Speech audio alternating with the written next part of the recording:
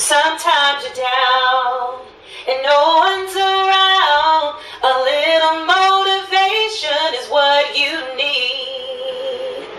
Don't worry, friend. Just come and talk with me. Hey y'all, it is your girl V Bailey, Talks with V. So I haven't been on here in a minute to do anything like this. I actually did audio, but not just coming on here and talking to you. So doing that. I hope everyone's week has been well. It has been crazy this last year, but I feel like it's really been an opportunity to tap in, but not in that way, but tap into like you, to the higher self. And I've learned a lot, but I will be honest, I haven't learned as much as I could have. If I would have really just not been afraid of so many things, not been confused of what was going on, and focus on the wrong things, by yourself. And at first I was like, this is great. It's a nice little vacation and cool. And then things progressed and got, a little crazier and more uncertain. And then they, shut down, the churches. And it was just like, I don't think you got to go every Sunday, but need some church in my life, and I think that reason is because I wasn't where I needed to be spiritually. And so that's important for me to be working on myself. And all these months, I had so much opportunity to do that. But never fails, there was some wisdom that came from this time. And I got closer to myself. And I always said that the closer you are to God, the closer you are to yourself, and the closer you are to yourself, the closer you are to God, meaning embracing that, because he created us, and so that's the cool thing about that, is that he never leaves you. So as you dig deep in there, you might be kind of covered up with some stuff, your baggage and other things, but he's there. And so a few times I had to just ask God, like, sometimes I felt, I don't know what the word is.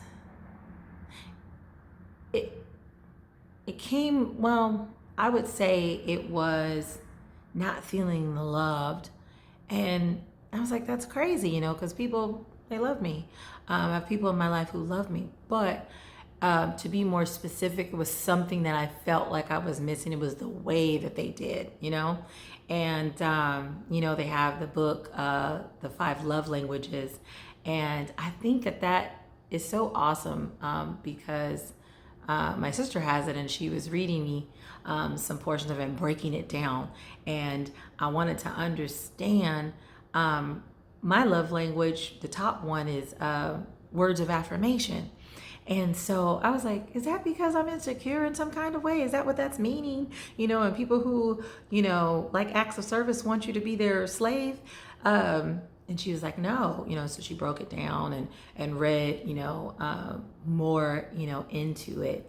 And so the acts of service is just the way that they understand love. And so a lot of times you'll see a person, if that's their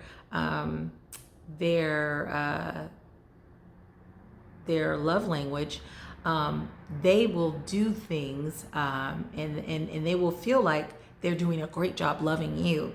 But if that's not your love language, then you're going to feel like, hello, I had that experience with someone that I was talking to, and it really just comes down to, if you want to be with that person and you want to grow with that person, you'll want to understand their love language and see how you can incorporate it. And so anyways, back to me and the not feeling love, right? And so this would just kind of come over me sometimes, every once in a while, and it was just like, oh, I don't like that, feeling. And what it came down to is just the way that I desired to be loved is not the way that I had been loved. And so, or supported. And so it was just like, okay, so this comes back to me and me understanding how I need to vocalize and then show people exactly how it is that I want to be loved. And if they're wanting to be in my life in that way, in whatever way, because it's also your love language is also how you care. It's your care language as well, of how you show people that you care for them. So if mine is words of affirmation, that's one thing people know about me. I'm constantly pouring into people and making them feel good about themselves. That's my love language. It's who I am.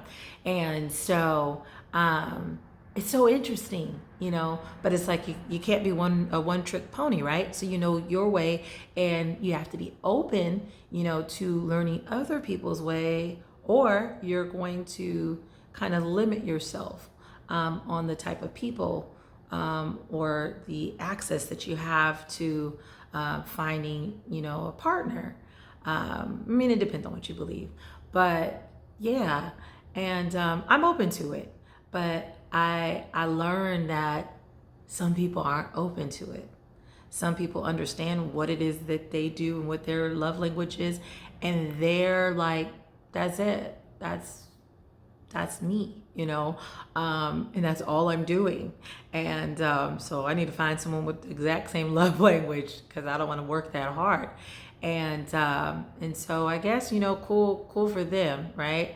But if I meet them and they don't really want to budge, that might not work, And so what I realize is most important is just the way how I am understanding myself, just being more self-aware. This journey has been for a while, almost a year, and it was needed, and it's going to keep going, because I need to be more aware of myself, and so that I can be the best version of myself and be the best partner for my life partner. And so, yeah, I'm excited about it. It's a little scary at times, because I don't know. I guess because it's new, and it's just like, let's go, let's confront this thing, so that nothing can control you. But yeah, I told myself, I was like, I have to be a better friend to myself, and be a better love, to myself, and the love of my own life, right? First. And so that, it's so funny because you hear that all the time, but it really, really, really stuck out to me when I thought about what I am being to myself, and that is just protecting, me all the time, and that's kind of fight or flight, and you don't want to be at that state, all the time. That's a lot of stress on your body, on your spirit, and it's just better for you, easier, and you'll have more joy just being you. Just being you. You can't control anyone else but you. So it's just important to just be in your element. Someone wants to act up and act a fool, you don't gotta get crazy and act a fool with them. I read something about, he said, I don't match energy, I just get rid of them. Why should I act? He's like, why should I act up just because you're not solid, right? Something like that. And I like that, because I agreed. That's so true. My best friend told me the same thing. It's just like, you have a beautiful spirit. You know, it was one time I was really pissed off at someone. And she's like, you have a beautiful spirit. And the person that you are is just, you love, and, you know, you're free, you know. And so why become someone else because of what other people are doing, what the person is doing that you're dealing with? Just, you know, let them go, and remain, you know, yourself. Don't get out yourself, as James Brown said. Well, in Chadwick Boseman, rest in peace. He said, don't you make me come about myself. And I'm like, right, because we just do that freely. We all be all about out ourselves, you know, and acting a whole mess. And so it's just like, yeah, I don't want to do that. It's exhausting being a transformer. And when you can just be yourself, and just be in your own vibe, on your own frequency. If they don't want to match it, then, you know, they don't want to rise up to that, then rise up and out, you know. And I think it's just so important to be true to yourself. And a big piece of self-love is just being honest with yourself and being able to be vulnerable with you, and say, you know, I accept all those pieces of me, the ones that are scary, you know, the ones that you don't want to really look at because you're frightened to really accept that that's you, or that could come from you. But if it's that frightening, and that much of a problem, you need to look at it. You need to see yourself, so that you can figure out how you're going to improve it. Because if you don't like it enough, you can change it. You have the power to do that. So yeah.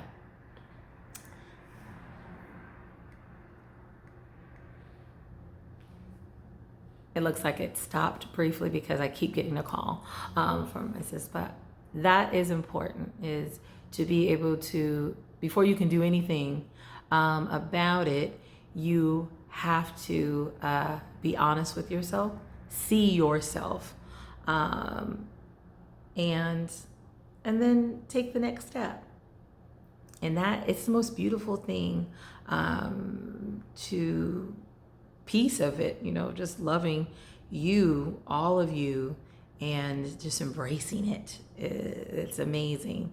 Scary at first, but then you're just like, you know what? Yeah, I love all that.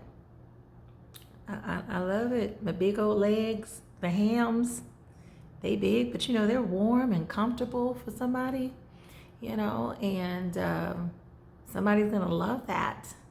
There's a lot of people who love that, you know. And so you have to embrace it about yourself. If you got skinny little chicken legs, that's okay. Somebody loves that too, you know. Probably don't weigh that much, and they just feel like they can just pick you up and, you know, twirl you around. It's gonna be harder for them to do that with me, you know. So there are so many things that are beautiful about you. So yeah, this is just a little bit on self-love and love languages, and that's just about understanding who you are and understanding how to love you. Got to do that first before you can love anyone else.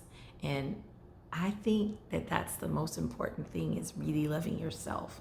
It's not selfish at all, because when you think about what love is, any of the, you know, the different types of love through the Bible, it's not really selfish. It's a beautiful thing, if you understand it.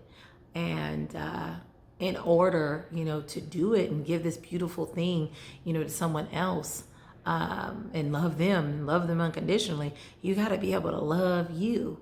So if you're constantly avoiding loving yourself, you're further away from loving anybody else. So yeah, but that's a raw talk with V, or a V rant.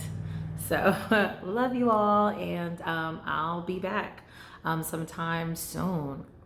So see you next time. Bye.